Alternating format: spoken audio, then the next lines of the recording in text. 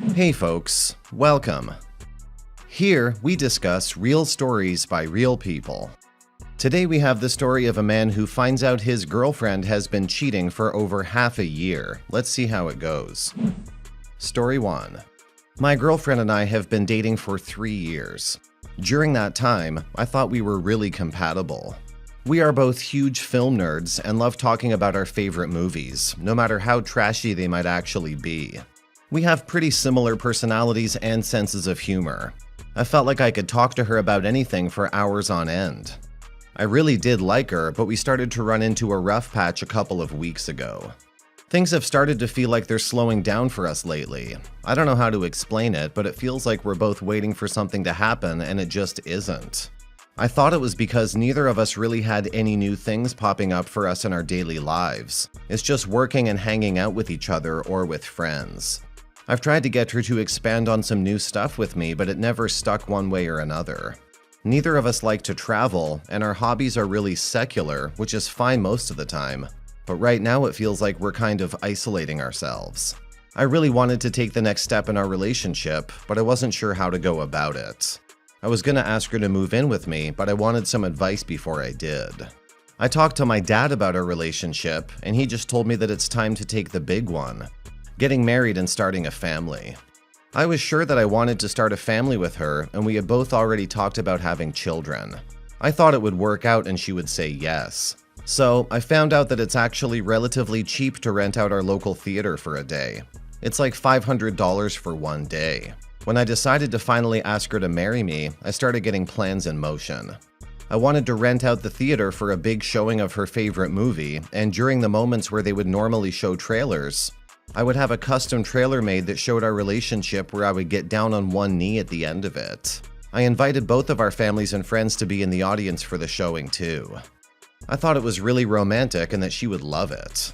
I then got started editing a trailer of some of our home videos and pictures together. It was a funny, faux dramatic Lifetime movie-style trailer, where I used my best amateur director skills to create a legit-looking trailer. To get started on making money for it, I suddenly picked up a couple of odd jobs that I could just do on the side, like Uber and DoorDash. 2 days ago, I lost my phone and just couldn't find it at all, so I asked my girlfriend if I could use her phone for the deliveries, since I could just sign into my account. She was reluctant at first, but after a while said sure. Everything was going fine until maybe the end of deliveries I was doing, a couple hours in. Her phone kept getting messages from this number I didn't recognize. I didn't want to pry into her messages, so I just ignored it, until finally she got a message that had the media attached. I look at that because I'm curious, and it's a picture of this guy. I look into their conversation history and find all of these messages from the both of them about their relationship. She had been seeing someone behind my back for like 6 months. I got back home and didn't bring up the messages because I'm just figuring out what to do now. I never could have expected this and don't know what to do now. I set up this whole effing thing for her, and now I found out she's cheating on me for half a year. So now what? What do I do? My whole life got ruined in one night, and I feel like I have nowhere to turn and nothing to do about it. Update. It's been a week since I found my girlfriend cheating, and I've decided to do a full heel turn and lean into what I've already been doing. I was about to clone her phone using iTunes backups to get a record of the messages. They had sent a ton of pictures and videos to each other. Not only that, the two of them liked to talk about how they were cheating on both of their SOs. She really held me in low regard. She had a couple of messages about how pathetic I was and how I couldn't do anything for her. At first, I was even willing to forgive her, but now I'm just going scorched earth. I don't care anymore. I decided to keep going with the trailer idea, but instead of a proposal, it would show all of the evidence of her cheating. I told my parents not to come and explained to my friends that some things have come up and the date was changed, but to still keep it a secret, on the off chance that she gets told by one of them. Her parents are still going to be there, so that's good. They're gonna get to see their daughter being a hoe on the big screen. The theater asked me for a video file for the trailer, and I had already sent them the first one by the time I was prepping for this. I sent them the new one and explained I had made a minor editing mistake and that the new one should be fine. The beginning minute is the same, so I'm gambling that whoever will be looking over it to make sure it's okay will either look at the first couple of seconds and decide it's the same, or be lazy and not look at it at all. They haven't sent me anything, so here's hoping. Last update. Update on this story. It went off without a hitch, exactly what I wanted. Everyone gathered for a very special screening of Donnie Darko, and were treated to a very special trailer that showed my ex-girlfriend showing her parts to some random guy. Things started popping off, and I started yelling about how much she betrayed me. Her father and I got into it, and were about to fight until everyone got kicked out by security, who started rushing in very quickly. We got banned from the theater, but watching her cry and squirm for what she did to me was worth it. I'm glad it happened. I got a phone call from her after it happened where she was somewhere in the middle between being apologetic and furious. Not sure what she was going for. She was angry at me for bringing her folks into it, but then tried to say that none of the messages she sent about me were true and were just part of the fetish, like that was supposed to make it better. I actually told her I wanted to marry her, and she started crying so much that I ended the call. It doesn't matter anymore. I found the girlfriend of the other guy on Facebook too and sent her everything I had. Don't know what happened with that, but I did get additional follow messages from my ex about dragging her into it. I'm glad you didn't get married to this woman, OP. You dodged a huge bullet with that one. She cheated on you for half a year, and during that time you were thinking about you two, about your future together, and planning to marry her and make her yours. She was having an affair with a man who also happens to be a cheat himself. What a nice catch. You spent money on the theater already. It should be put to good use, which is exactly what you did. Sure, you didn't have to invite her family, but what fun would that be? I'm glad you've said goodbye to her and that she's in your last. It's a good thing you told the girlfriend of the AP. She deserved to know. Story 2. So, my wife 33 and I 33 have been together for 17 years. Married for 9 of those. Our 5-year-old son is in the mix. Sorry, this is a bit of a ramble. The rundown. She had an exit affair back when we were living together 4 years into the relationship. Couple months later, it didn't work out with the other guy, and I was still heartbroken, so I gave in and we tried again. Things were good, well, ups and downs, for a long time. One day in September 2012, an old boyfriend finds her on Facebook. Things went bad pretty fast. He was on the other side of the country, so nothing physical happened, but it was clear that things would have. I found out about it and was able to watch their communications for a few days without her knowing, even though it tore me up pretty badly emotionally. The worst part was all the lies and secrecy after the confrontation. All said and done, by the time they were done finding ways to talk to each other, they went through 4 secret email and Facebook accounts. The last one opened while at the library, because she thought I would start adding keylogging software.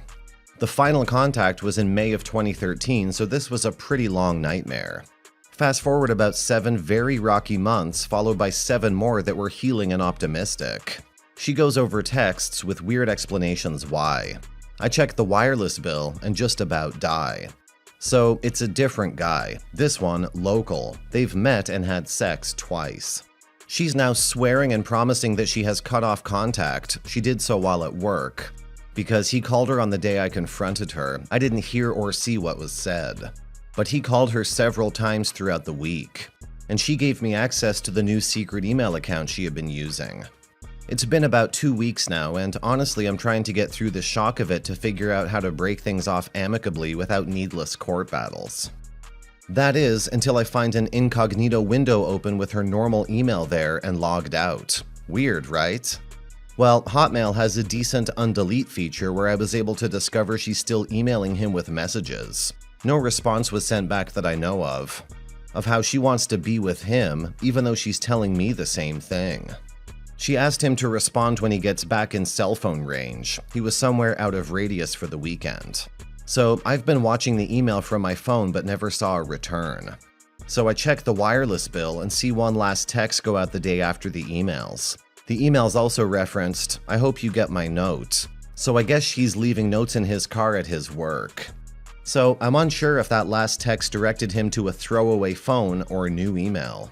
So now I'm asking for some advice on what to do with this new info.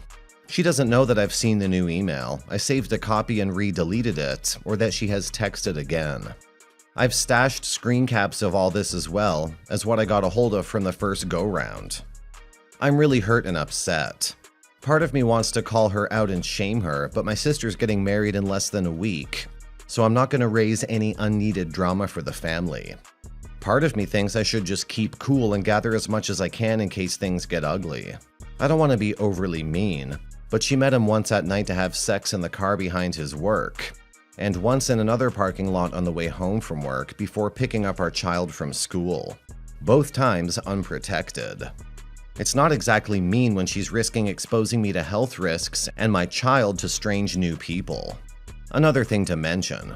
When they were both looking for places to meet, she gave him our home address, as well as her brother's house and gate code info. They have 3 small children, so that's probably all over the place. I'm still in shock, though I know the relationship is over. I guess I could use some Reddit input. Small note, I'm pretending to be really upset when she mentions intimacy to avoid the obvious health risk. I'm sorry this is happening to your marriage, OP. I'm sorry your wife keeps betraying your trust like this too. They say once a cheater, always a cheater.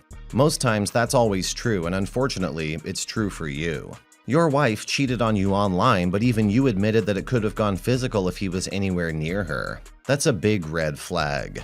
Infidelity isn't something you can just brush under the rug and hope it goes away, which is what you've been doing, but it won't go away. Now she has cheated again, and she's still cheating, and I bet she's never going to stop for some reason. She picks those selfish desires of hers over you and your family every single time. So this time, you have to pick yourself and your son. Go and meet up with a lawyer to know what your options are. And the divorce of this woman. She doesn't deserve you. Good luck, OP. Now for some comments. Lawyer up. Your marriage is over and it has been for quite some time.